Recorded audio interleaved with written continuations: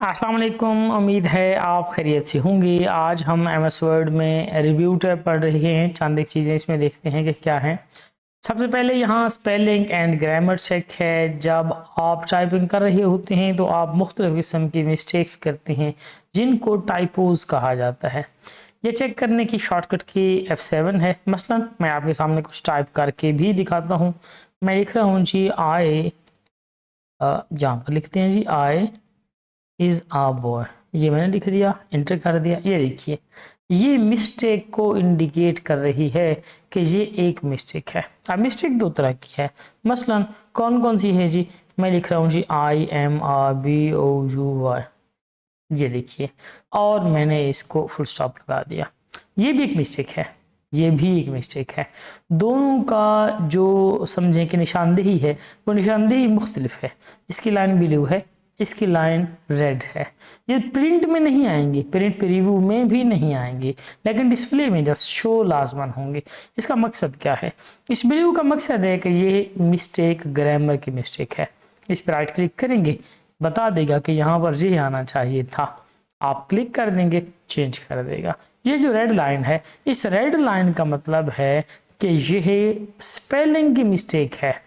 इस स्पेलिंग का कोई भी लफ्ज नहीं होता, ठीक है।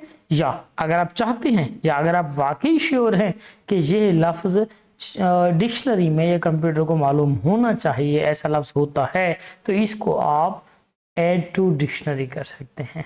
ये डिक्शनरी में ऐड हो जाएगा। फिर कंप्यूटर दोबारा कभी नहीं कहेगा कि ये एक मिस्टेक है। मसलन छोटे मोटे शहरों के, गांवों के नाम कह लें, कंप्यूटर ने डेफिनेटली कह देना है कि ये एक मिस्टेक है, जबकि वो मिस्टेक नहीं होगी। आपको किसी इलाके का नाम बार बार अपने डॉक्यूमेंट में लिखना पड़ता है और कंप्यूटर या एमएस वर्ड उसको एक मिस्टेक शो करता है, एरर शो करता है, तो आप उसे ऐड टू डिक्शनरी कर सकते हैं। मसलन यहाँ पर कुछ और कर सकते हैं। हम लिखते हैं जी द, जी देखिए, यहाँ पर जैसे ही कर्सर आएगा जी आपको छोटी सी एक यहाँ पर एक और इंडिकेशन नजर आएगा। इसका क्या मतलब है?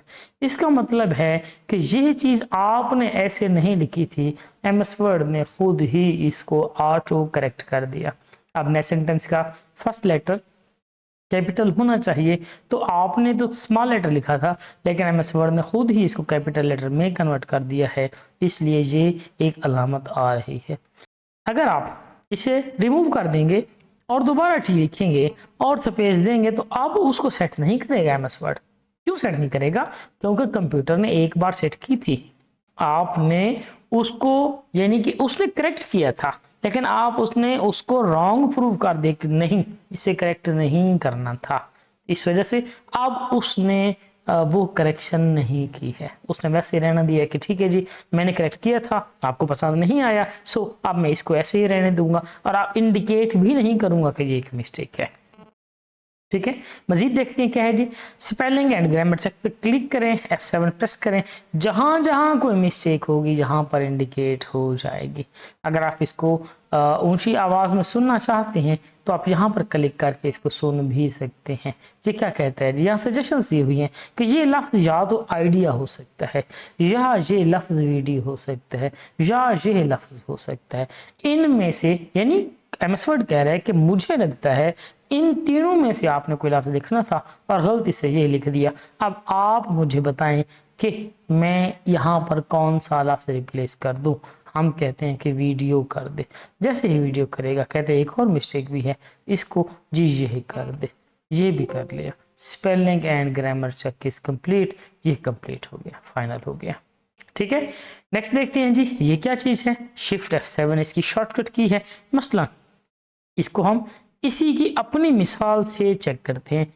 THESAURUS, ये मैंने लिख दिया और मैं आपको समझा रहा हूं कि ये है क्या चीज।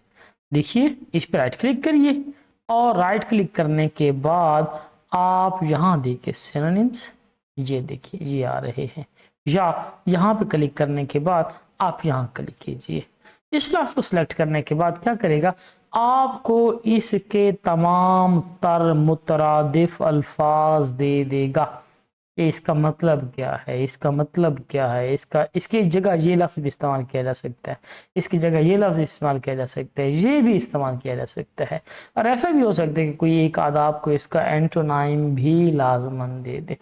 ठीक है, तो ये थिसॉरस है, यानी आप अपने स्टेटमेंट में, डॉक्यूमेंट में एक लफ्ज के मुतबादिल उसी मीनिंग का कोई और लफ्ज इस्तेमाल करना चाहते हैं तो आप इसका इस्तेमाल कर सकते हैं।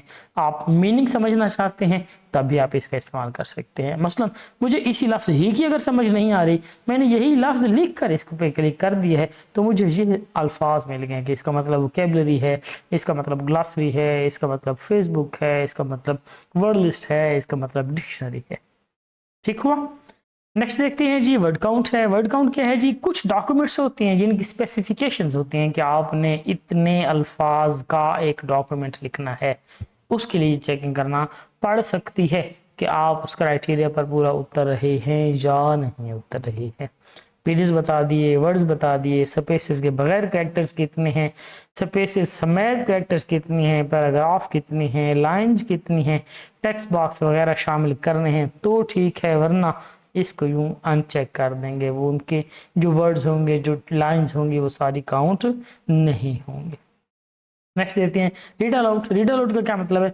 अगर आप ऑडिटरी लर्नर हैं, कोई डॉक्यूमेंट है, आप चाहते हैं कि आपको पढ़कर सुनाया जाए, आप रीड अलाउड पे क्लिक करें। जैसे इस पे क्लिक करें, जहां कर्सर है वहां से ये सारा चीजें पढ़ना स्टार्ट है।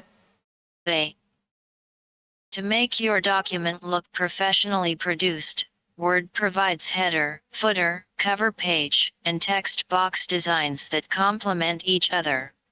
For example, यहाँ से इसको स्टॉप किया जा सकता है, यहाँ से इसकी सेटिंग की जा सकती है, पढ़ने की स्पीड कौन सी हो, आवाज़ कौन सी हो, जो आपको पसंद हो, जैसे पसंद हो, ये सेटिंग्स आप यहाँ से इसकी कर सकते हैं। Next is check accessibility. Accessibility का क्या मतलब है?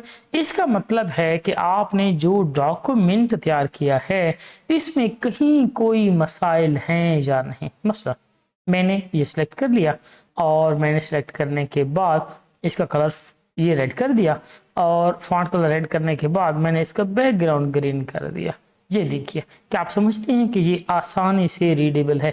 आप बड़ी आसानी के साथ पढ़ रहे हैं इसको, या जितनी आसानी से आप ये हिस्सा पढ़ रहे हैं उतनी ही आसानी से ये हिस्सा पढ़ रहे हैं आप। इसी तरह और भी कुछ ऐसा हो सकता है जो आपसे इग्नोर हो गया हो। जैसे ही आप रिव्यू में आकर चेक एक्सेसिबिलिटी पर क्लिक करेंगे, ये आपके डॉक्यूमेंट के मसाइल आपके सामने ले आएगा।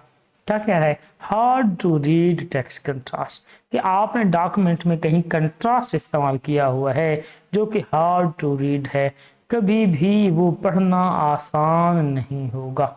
क्या करेंगे? इस पर क्लिक करेंगे, वो कह दें जी कि अगर पढ़ना आसान रखना चाहते हैं तो या तो ये कर दें या ये सिलेक्ट कर दें। इसी को आप क्लिक कर दें, ये आपको फॉन्ट कलर दे रहा है, इन दोनों में से कोई एक सिलेक्ट कर लें, आसानी के साथ डॉक्यूमेंट पढ़ा जाएगा। ये देखिए जी, अब बड़ी आसानी के साथ पढ़ा जा रहा है। और क्या हो सकता है? यानी चीज़ें सारी इसी तरह की ही हैं। आप यहीं पे इसको सेलेक्ट करने के बाद फॉन्ट कलर आप इसका वाइट कर दीजिए और दोबारा आइए आप एक्सेसिबिलिटी पे, देखिए क्या ऑप्शन देता है आपको।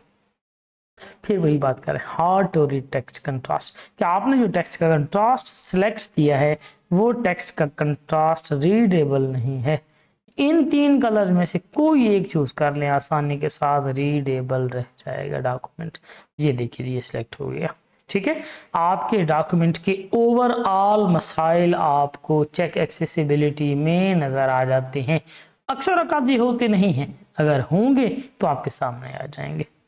उम्मीद है आपको इन 2-3 चीज़ों की समझ आ गई होगी। समझ आई है तो चैनल ज़रूर सब्सक्राइब कर दें ताकि मज़ीद वीडियोस भी आप तक पहुंचते रहें। बहुत शुक्रिया आपका, बेस्ट ऑफ लक।